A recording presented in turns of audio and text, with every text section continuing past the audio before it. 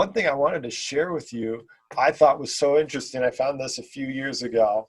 How there's some evidence that the late heavy bombardment, that's a period within astronomy, within cosmological time, where we saw a lot of cratering events happening, and that this may have triggered the worldwide flood. So you have a lot of, and imagine that, picture that, think of that.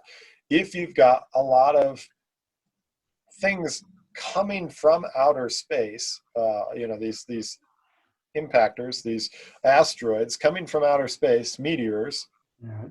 and becoming meteorites, hitting the surface of the Earth, maybe that could cause some of that instability. If you believe in a canopy theory, which I'm a little unsure about the canopy theory, what that was like, it would have, disturbed the canopy if that's the case. But if not, even at that, when they're hitting the ground, you're gonna, boom, you've got impacts hitting the ground, causing, possibly the start of the mechanism for the fountains of the great deep, like getting unstable, and boom, there's a crack, and now the fountains of the great deep, the water underneath the crust of the Earth, boom, that's got a crack where it's under high heat and pressure down there under the crust, and that water has a crack now, and it's going to go, and that fountains of the deep is going to rip up, eroding tons of debris as it goes up. And most people don't believe in Walt Brown, don't agree with Walt Brown, and I'm not exactly sure why completely, but he says that some of his stuff is really intriguing, but a lot of this debris, rocks, chunks of rocks would be thrown up into the sky as well. And he thinks potentially it could have been enough energy to even hit the moon, because we see the near side of the moon is more cratered than the far side of the moon. I'm not sure about that.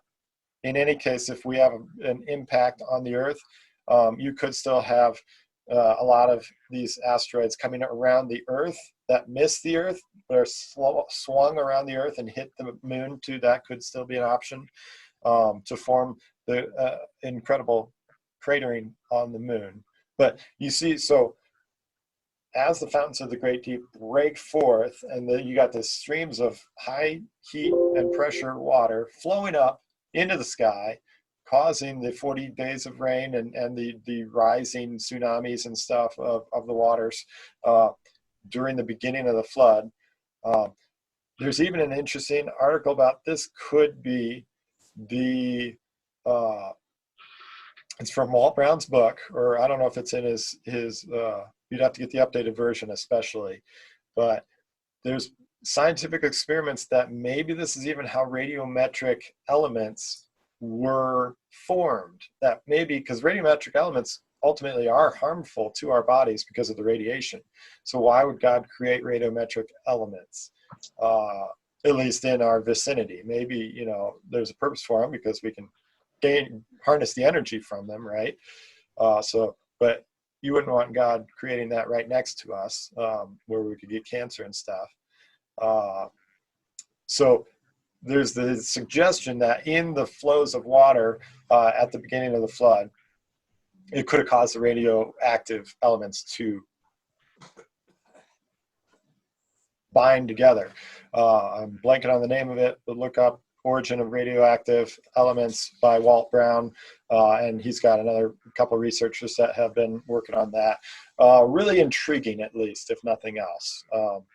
Possibilities, if nothing else. But I think if nothing else, we see this is a good explanation for the fountains of the great deep breaking forth